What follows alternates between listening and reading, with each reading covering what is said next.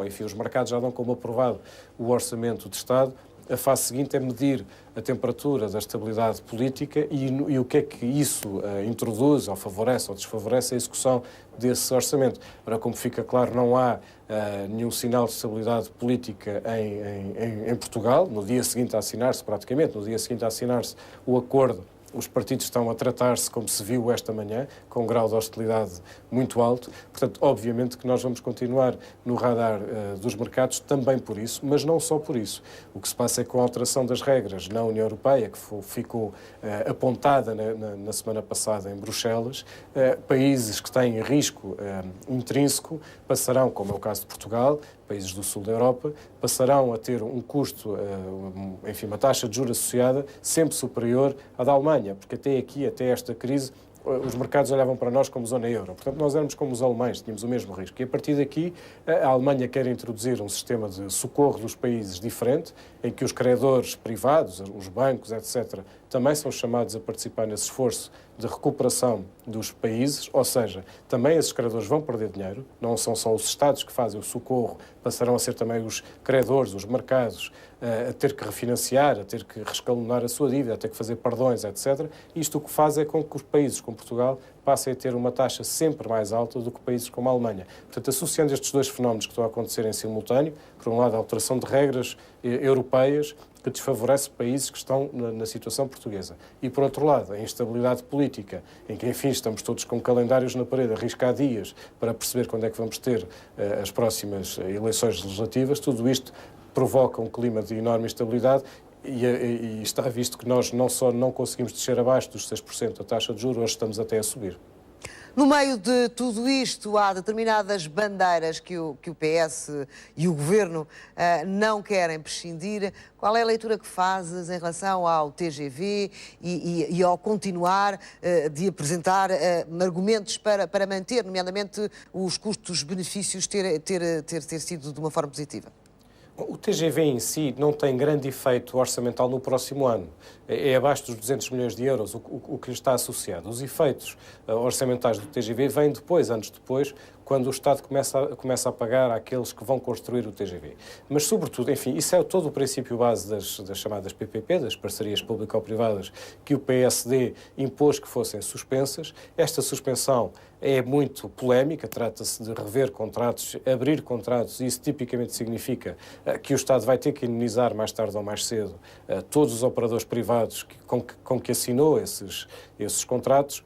No caso do TGV, já foi dito pelas empresas com que foram assinados esses contratos que se houver se o contrato não for cumprido e, portanto, se as obras forem suspensas ou se forem atrasadas, o Estado vai ter que fazer indemnizações às empresas privadas. Portanto, parece-me que é muito por causa disso. Ou seja, por um lado, a ameaça de ter que indemnizar os operadores privados e, por outro, o baixo custo orçamental que tem em 2011 o TGV, que está a fazer com que, sobretudo, este projeto não seja suspenso. Assim parece ser do debate de hoje. O Primeiro-Ministro não vai suspender o projeto do TGV, embora vá reabrir ou rever ou suspender todas as outras parcerias público-privadas.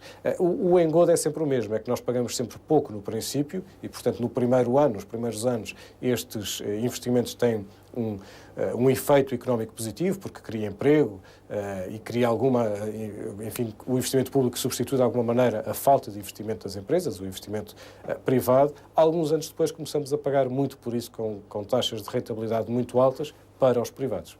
E o problema das parcerias público-privadas não é o conceito da parceria, mas sim os custos para o Estado dessas mesmas parcerias. Tu acreditas neste órgão que vai agora estudar, repensar todas as parcerias público-privadas? Eu quero acreditar. O grande problema é sempre a partilha do risco. O Estado fez as PPPs ao longo dos últimos anos sempre porque não tinha dinheiro. Portanto, era sempre por uma má razão, não por uma boa razão. A má razão era como o Estado não tinha dinheiro, os privados, com o seu dinheiro, é que construíam e mantinham, etc., todas estas infraestruturas em troca de, passa a expressão, suaves prestações ao longo dos anos seguintes. As prestações foram ficando cada vez menos suaves, porque foram cada vez amontoando mais parcerias, e, portanto, a fatura começou a ficar ficar insuportável, acima dos 700, 800 milhões de euros por ano. O que é que um grupo agora pode fazer? Porquê? Porque o risco, só mais um parênteses, o risco tem ficado sempre do lado do Estado.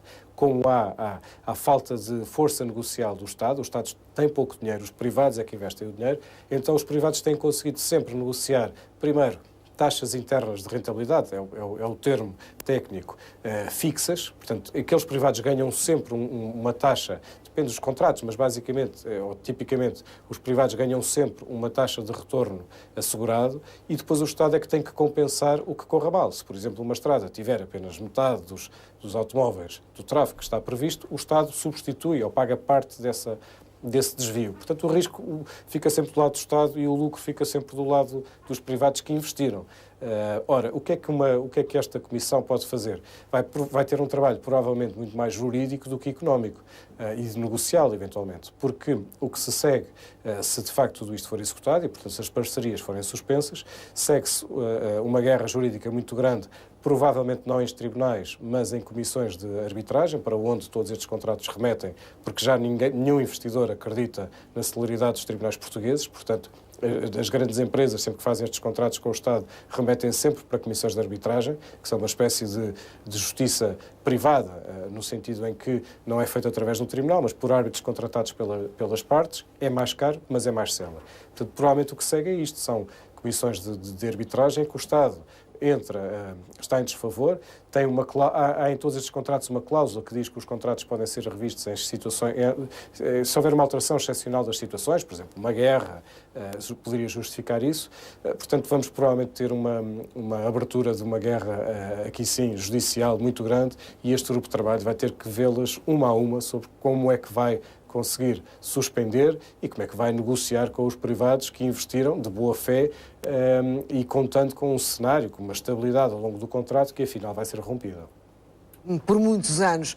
Deste acordo entre o Governo e o PSD, arrancado a ferros, como tu dizes, saiu também a ideia de uma comissão que vai fiscalizar a execução orçamental. De que moldes é que ela pode existir? Já o Governador do Banco de Portugal tinha dito há uns meses que seria importante a criação de uma comissão deste género. É verdade. A ideia não é nova. Vítor Bento defendia já há vários anos, por exemplo. Está num livro que Vítor Bento publicou há 2 anos. É uma ideia antiga. E porquê é que é uma boa ideia? Porque pretende a criação de um instituto com poderes, ou de um organismo com poderes, que nenhum outro instituto tem neste momento. Neste momento há uma unidade dentro do Parlamento que faz o acompanhamento do orçamento, é sempre um acompanhamento posterior e é sobretudo uma unidade que não tem força política, não tem independência política. Há o Tribunal de Contas, que vê sempre depois. Ora, tem força política, mas faz sempre uma avaliação a posteriori. Ora, esta agência, como lhe quisermos chamar, de acompanhamento de controle orçamental, tem como funções, se assim for implementada, acompanhar durante a execução do orçamento e prever, antes da entrada da implementação de determinadas medidas, que efeitos orçamentais é que elas vão ter. Portanto, tem que ser uma entidade, um instituto com a autonomia, como por exemplo a que tem um INE, portanto com total independência política do Governo e do Parlamento, independência técnica e política, e que tenha força suficiente para poder dizer, bom, esta suspensão, por exemplo, esta suspensão das parcerias público-privadas vai ter como efeito subsequente nos orçamentos de Estado futuros e nas contas do Estado as seguintes. Portanto, é uma espécie de Tribunal de Contas a anteriori e não a posteriori. Se for implementada, tiver à sua frente pessoas com força e com independência, que as há em Portugal, e conseguir ter este leque de poderes e de meios, estou certo que vai ser uma agência muito útil, sobretudo à democracia e, portanto, ao controle prévio do orçamento, porque os governos, efetivamente, têm sido falhos no cumprimento sempre dos orçamentos, que acabam sempre resolvidos com receitas extraordinárias. Pedro, e esta comissão deverá emanar da Assembleia da República, isto é, escolhida pelos deputados, devem ser escolhidas pessoas com personalidade idónea e com prestígio suficiente para dar credibilidade à organização? Eventualmente. É preciso olhar para outros exemplos, eu não os conheço ao detalhe. Há outros exemplos, como a Suécia, que já tem este tipo de agência e convém, enfim, fazer esta análise comparada para ver se é preferível emanar do Presidente da República ou da Assembleia da República, mas eu friso que é sobretudo a escolha, tem sido sempre neste tipo de organismos, a escolha do líder das instituições, que depois faz as instituições. Dou o exemplo da Autoridade da Concorrência, que foi, quando foi criada em 2003, teve como primeiro presidente Abel Mateus, que claramente fez, na altura, a Autoridade da Concorrência à sua imagem, e foi uma autoridade muito independente, e foi escolhida pelo Governo, na altura por Durão Barroso, Primeiro-Ministro, e Carlos Tavares, Ministro da Economia. Outro exemplo, o Presidente do Tribunal de Contas, hoje é claramente uma pessoa não só de reputação inquestionável e de independência total, apesar de ser, Guilherme Oliveira Martins, apesar de ser um socialista, mas se tornou também o Tribunal de Contas muito mais ativo do que era antes. Portanto, mais do que, ou além de criarmos a rede de segurança mínima prévia para que seja um organismo político para decidir qual é o organismo político que deve nomear, deve haver, sobretudo, uma coragem desse organismo e um filtro público, portanto, também nosso, sobre a qualidade das pessoas que são escolhidas. Porque qualquer que seja o organismo, seja o Governo, seja a Assembleia da República, seja o Presidente da República, qualquer um deles pode fazer uma escolha muito boa ou uma escolha muito má. Basta escolher uma pessoa que seja tecnicamente muito boa, mas que não tenha a coragem de afrontar os poderes políticos, não tenha um espírito de independência ativo, para que uma agência destas produza resultados pouco mais do que nulos. É isso que a experiência nos tem mostrado. Porque, Pedro, e acho que eu tenho-te lido e também és dessa opinião, mais importante que um orçamento de Estado, mais importante do que todas as metas definidas, é mesmo a execução orçamental, e é aí que as coisas podem correr muito mal, como aliás têm corrido este ano, 2010. Tem corrido desgraçadamente mal. Este ano a derrapagem é enorme.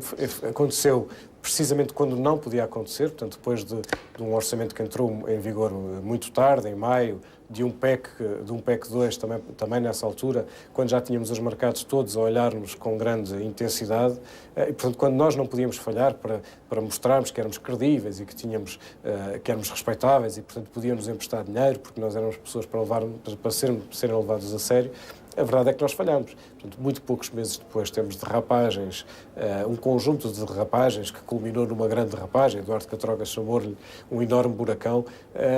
Poucos meses depois falhámos de uma maneira estrondosa e, portanto, isto obviamente cria-nos um currículo muito negativo junto dos credores. Portanto, como é que estes credores vão pensar que as mesmas pessoas que prometeram no PEC 2 que iam cumprir escrupulosamente medidas que na altura já eram difíceis, como é que essas pessoas vão agora, no próximo ano, conseguir implementar medidas ainda mais difíceis e ainda mais duras, ainda por cima com um clima político que até é pior do que era na altura?